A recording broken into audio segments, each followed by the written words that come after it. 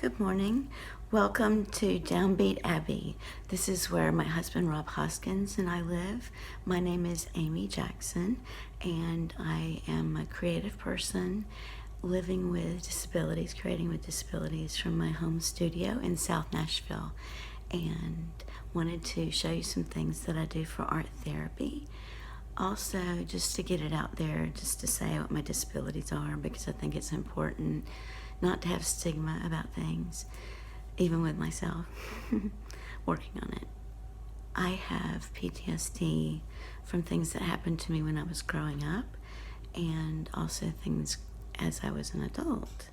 And I also have dissociative identity disorder, which used to be called multiple personality disorder, also working through that and with that. And then I have major depressive disorder from all of that as well. I also have chronic daily physical pain due to early onset osteoarthritis and fibromyalgia, where it hurts in the muscles and near the bones, all the connective tissues. So I deal with a lot every day. I do a lot of meditation or a meditative aspect all day, trying to observe things and honestly using cognitive behavioral management to deal with all that, but also a lot of art therapy.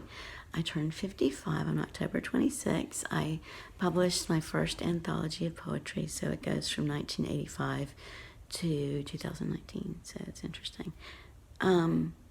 So I'm going to stop this video and turn it around so you can see some of the things I wanted to show you today that I do for art therapy. So here you go. And here to the left on the kind of silvery tray is lemon balm and then 3 types of mint.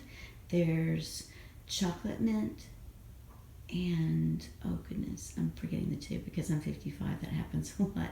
But 2 other kinds of mint, spearmint, peppermint, I think that's what that is. And then we've got different colors of hydrangea, and this Imagine Peace card came from the Carter Center several years ago. I had been able to donate to them a little bit, and so it was on their Christmas card list. In fact, I think I still am. And this is Imagine Peace, and it's a Yoko Ono design, and it's just a beautiful thing that inspires me. Okay, now here you'll see where I've been clipping apart the hydrangea blossoms. Let me show you that it's a bit tedious, but it's just kind of cool when you're separated.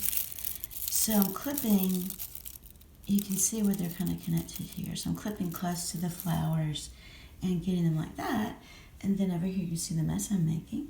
And then here is the result of what I've been doing, I guess for about 2 weeks. These had to dry, but these are hydrangeas. There's a little bit of pink Senorita Zinnia in there, a little bit of rose petal from Lady of Shalott Rose, which we adore. It's kind of a peach rose, beautiful rose color. And there you have it. And now over here, you'll see a different kind. I'm going to move this chair so it makes noise. And you'll see these peppers. We've got these chilies that I'm drying. I've given away maybe to 4 people, and I still have an abundance, as you can see, of chili peppers, and I'm very excited about that. Now what I've been doing with these is blending them with other peppers from the garden and like tomato sauce, like fire roasted tomato sauce, making a salsa. We added that to our chili Friday night. It was amazing, so we're really excited about using these in our cooking. And I like what I'm calling slow, well, it's not what I'm calling, but slow food. And also, this is slow food as far as I'm concerned. These are Anaheim chilies that I'm drying. And they're not so hot, but they have a lot of flavor. This is a gentleman who has passed. He loves Mozart a ton. And then this behind here is a spirograph that I did when I was a kid. Now I'm going to sit down just for a sec. Here we go. Now this right here, I don't know if you can see it, that is an adjustable calendar, a yearly calendar that I made when I was in middle school or so. And you turn the toothpicks and it changes the month and the date and possibly the year. I can't remember. This is fun. This is what I use when I do my poetry open mic, these rubber stamps. I think they're great. They're just so inspirational. And I love Paris. I've been once. I went when I was 50, and I adore it. Also, I did a novel that's part memoir called Rebecca's Closet, and it takes place in Paris. And I researched all of that on the internet, and then I went and took photographs of the places where some of the scenes take place. This is another of the gentlemen, it's kind of wild, of the gentleman who did the Mozart sketch, but he did, block printing. Yeah, right. He did a lot of block printing, and he was very fantastic. He was a nice gentleman. And notes of things like I've made over the years, like books that I want to read or albums I want to get. So those are very old sticky notes and things. This right here, not the cable, but that right there is a painting that I made, and it's fairly large. All my paintings are fairly large, like 22 by 28. It's just a size that I like. But that's one I did for open houses up in Maryland. This is something a friend of mine made for me many, many years ago in the 90s. Just a sweet little bunny and stuff. Anyway, there's a lot of stuff over here. This is a dream catcher. This is a bell. This is a jar full of rose petals and buttons and who knows what. Let's see. CD drive.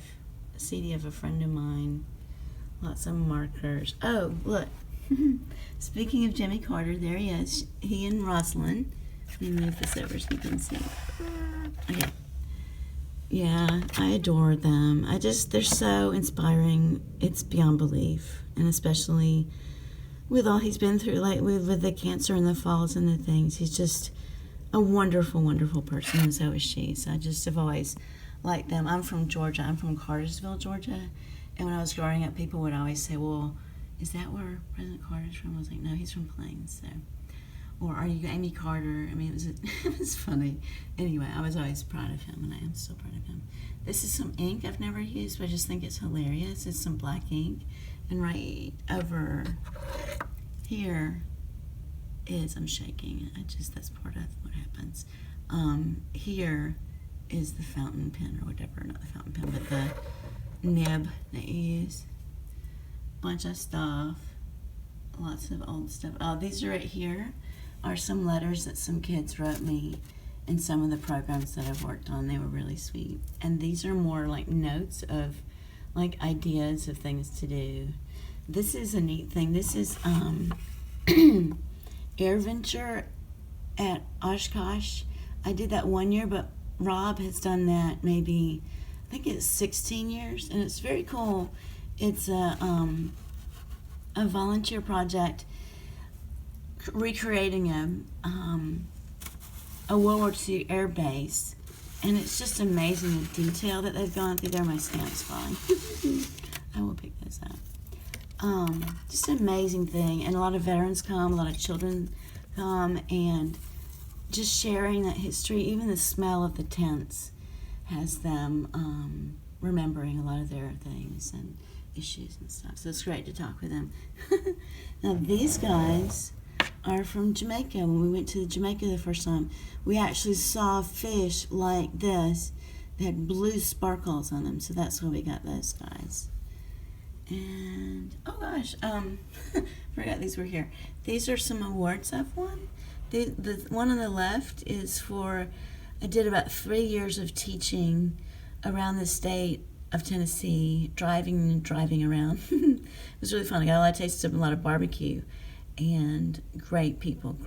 And we taught about early childhood health education through Medicaid, and there was a lot of screening and diagnostic testing that could have gone on for these kids, and the parents didn't know about it. So, oh cool. These are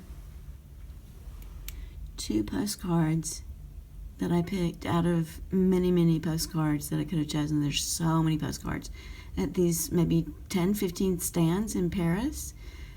Love these cards. Let me show you. They're so cool. This is, okay. Put it down here so I can show you. Yeah, isn't that neat? And then this one is signed Monsieur Bizac. And that's cool. And I think that's all to show here. Here's the laptop we're sharing. My desktop died. Oh my god, I have to show you this. So these are what those stamps look like. I put those on all my open mic sign-up sheets each month. This was my dog, Rascal, though he didn't have spots like that. But a local artist, Couture Marshall, did that for me one time. I begged her to make a painting for me, and she did one for me. I'm so excited. And this is from Seville. Oh, no. What am I thinking? Salamanca. My bad. It's the University of Salamanca. And that's sandstone. And all or most of the buildings that are older are made of that beautiful glowing sandstone. And I wrote a poem about it. And, there are 2 lines from a poem called Of Spontaneity. And it's about hearing the gentleman down the street playing love songs on his piano for no one or for everyone. It's a really beautiful memory.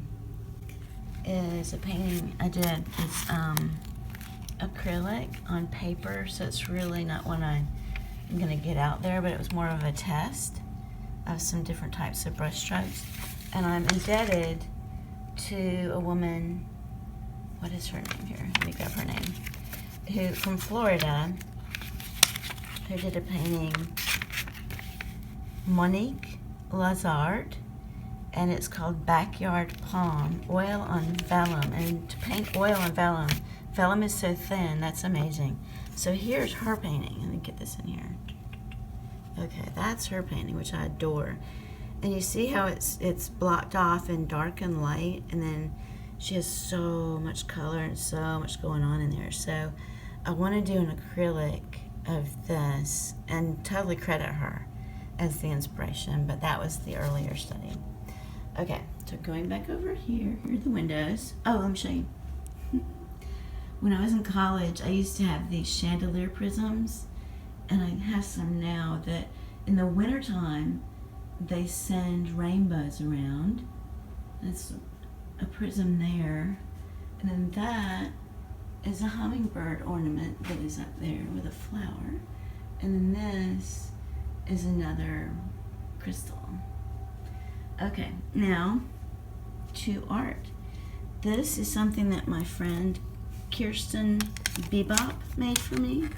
It's a jawbone of a cow, and she's painted it in these amazing, she was collecting these and kind of recycling them, but she did that. And here, let me look at the teeth. It's amazing. It's kind of surreal, I think. These are tubes of paint, obviously. I use golden because I always have, and it's a very high pigment quality, but I know there are other great brands out there, but that's what I use. And then here is a very important thing. When you're doing acrylic glazing liquid, and you can use glossy or matte. I go back and forth, but you add this to your paint and it makes it last longer. It's better than water because it holds it together as well as, thinning it out. So it's very cool. And you can do watercolor-like effects if you thin things out enough. T-square sewing kit. Okay, these are obviously paper towels I use. This is one that I've used a million of times. Okay, and then I put my brush in here while it's wet. This is interesting. I'm messing things up. Here we go. Back up. This, I don't know if you can read it, but I'm going to read it. It's from Kerouac, and I keep it here to inspire me. Let's see if I can see it. Okay.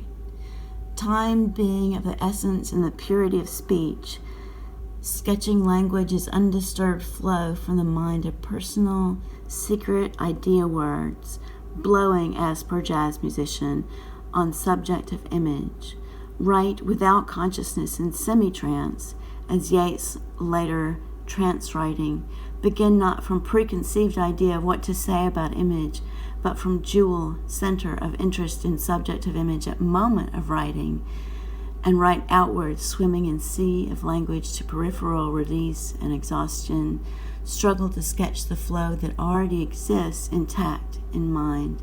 Don't think of words when you stop, but to see picture better. And that, again, that's from Jack Kerouac, one of the beat poets, Essentials of Spontaneous Prose. So that's there to inspire me. That's a big challenge right there. But I love it. I really love that. Okay, this is funny.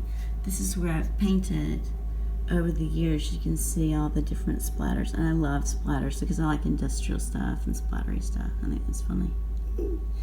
Okay, now here you can see this sketch. I'm just gonna give you a tour. This is what I'm calling part of the Wild Peony series, and I'm just beginning to kind of paint here in different colors just as my mood goes. And you can't force creativity. You have to be in the mood. So I'm painting extremely slowly now. Like, I didn't even do a completed painting this year. It's just used to be 2 a month or once a month for something really complex. So this is part of the Wild Peony series. I did a bunch, I think it was 2011, in large format pastel and acrylic. And they're photographs of mine. And I'm just sketching, they're of peonies, and I'm sketching them, just the shapes and the shadows. Okay, you can kind of see, get closer here, you can kind of see the shapes. I was kind of making them a little more natural and rough, like sometimes smooth and sometimes a little curly or ruffly. And that was a challenge, which I love challenges. And here is something interesting. Here's the brush I've been using. I adore, I'm not doing product endorsements, but let's see if I can find this. I adore Da Vinci. This is a top acrylic 10, and it's a, I believe they call those brights because they're square. I don't know why they do that, but that's what they do. And it's a really nice bendy brush, and it's a new one, which is helpful because I've really gone through a bunch of brushes. On the subject, I'll get back to that red box there. These are the brushes that I've been playing with lately. Again, this is a big bright, which is for big surfaces, obviously. Another bright that's smaller. This is, I forgot what they call this one, but it's a different one. It's very stiff, but it's good for daubing paint on it if you do thickly. But I like to make the surface as smooth as possible. This is my favorite tiny detail brush. And this is for obviously getting paint out or doing things in a thicker way.